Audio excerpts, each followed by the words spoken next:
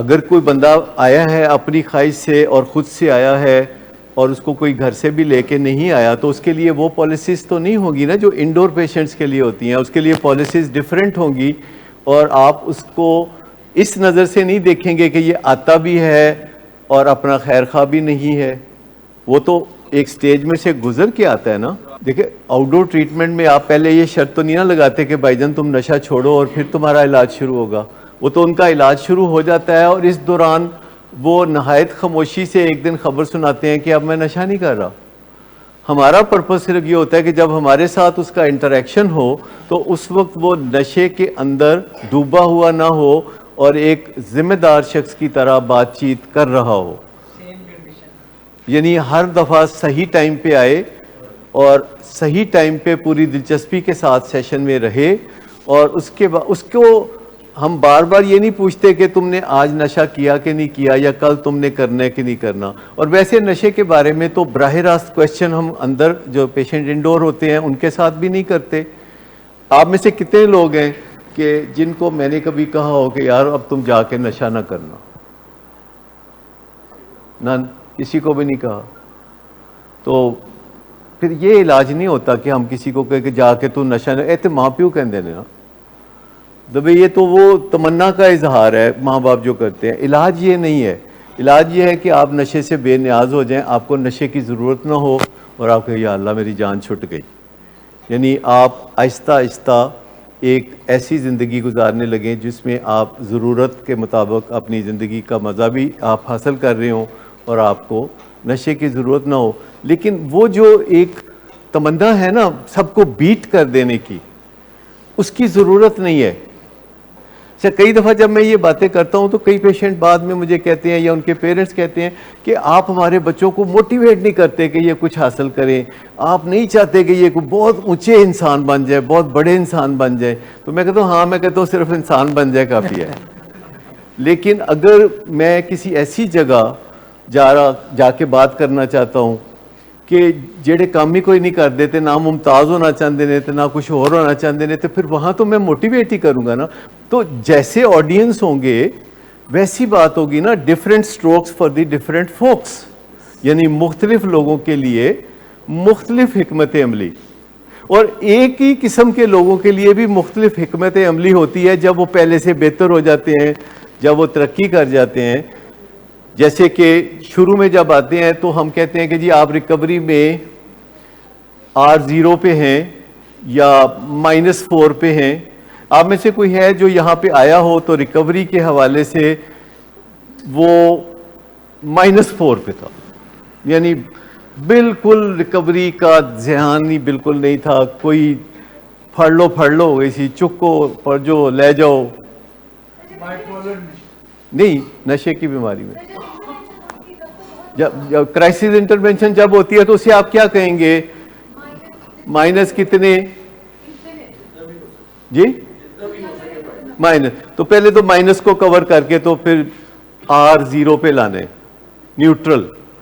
اور پھر ایک دن وہ بندہ کہتا ہے میں ڈاکٹر صاحب اپنی زندگی بنانا چاہنا, میں ہوں انج کرنا چاہنا, میں ویسے R1 کا مطلب ہے کہ آپ کو بہت شوق ہے نشہ چھوڑنے کا, پر آپ کو پتہ نہیں نشہ چھوڑتے کیسے ہیں. آپ سمجھتے ہیں کہ خالی ول پاور کافی ہے.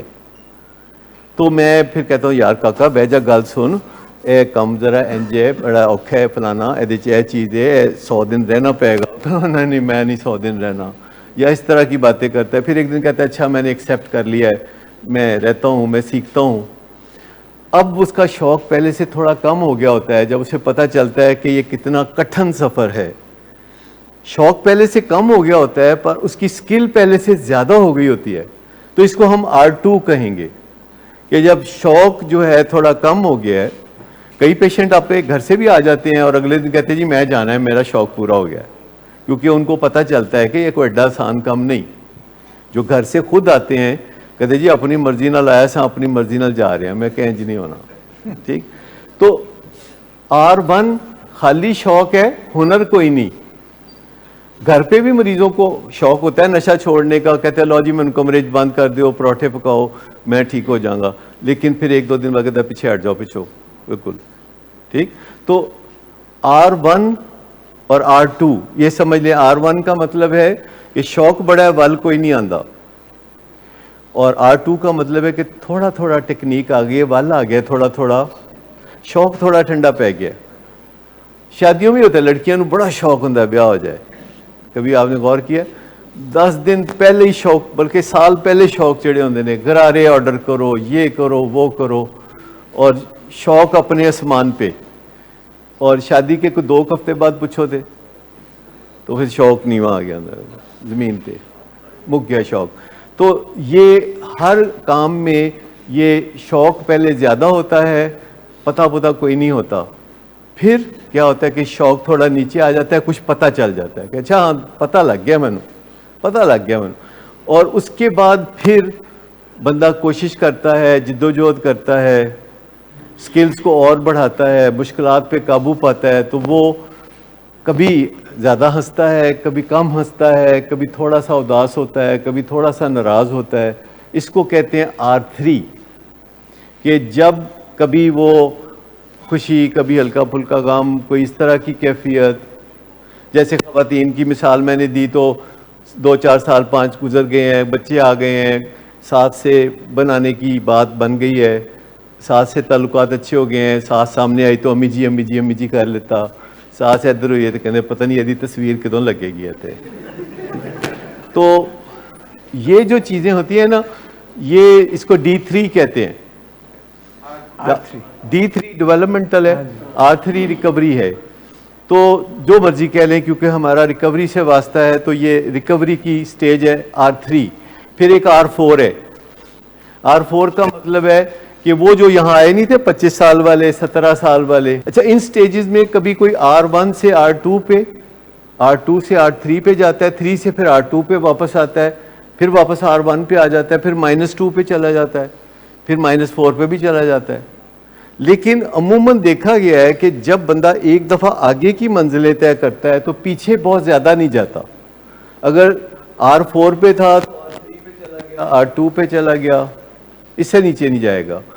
لیکن اگر پہلے وہ -7 -8 پہ تھا, جب پہلی دفعہ ٹیم گھر سے لینے گئی تو چھلانگے مار رہا تھا, روشن دان میں پھنسا ہوا تھا, یا کچھ ایسے کام کر رہا تھا, تو جب ریفریشر کے لیے ٹیم لینے جاتی کہتا میں چلنا ٹیکے نہ لاؤ, وہ پہلے یعنی راضی ہوتا ہے کہ میں چلتا ہوں تو ٹیکا نہ لگائیں مجھے. تو یہ اس کا مطلب ہے کہ اس کا بیک گیئر لگا ضرور تھا پر اتنا نہیں لگا, اور جتنا جلدی رخت سفر اس کا واپس ریکوری کی طرف ہو اتنا ہی اچھا ہوتا ہے, ورنہ اس سے مسائل ہوتے ہیں.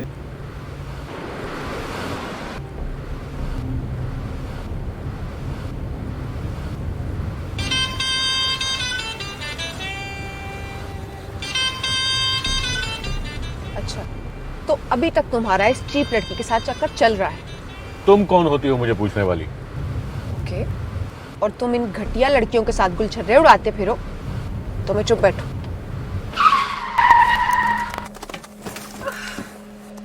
Get out.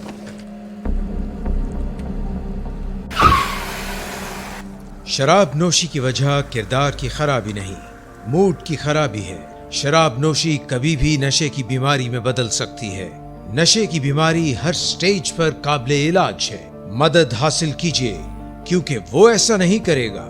ولنگ ویز سے مدد حاصل کیجیے, کہیں سے بھی مدد حاصل کیجیے, لیکن فوری مدد حاصل کیجیے. جس معجزے کے انتظار میں آپ نے بہت دیر کر دی اب وہ دستک دے رہا ہے. مدد حاصل کیجیے, مدد حاصل کیجیے, مدد حاصل کیجیے.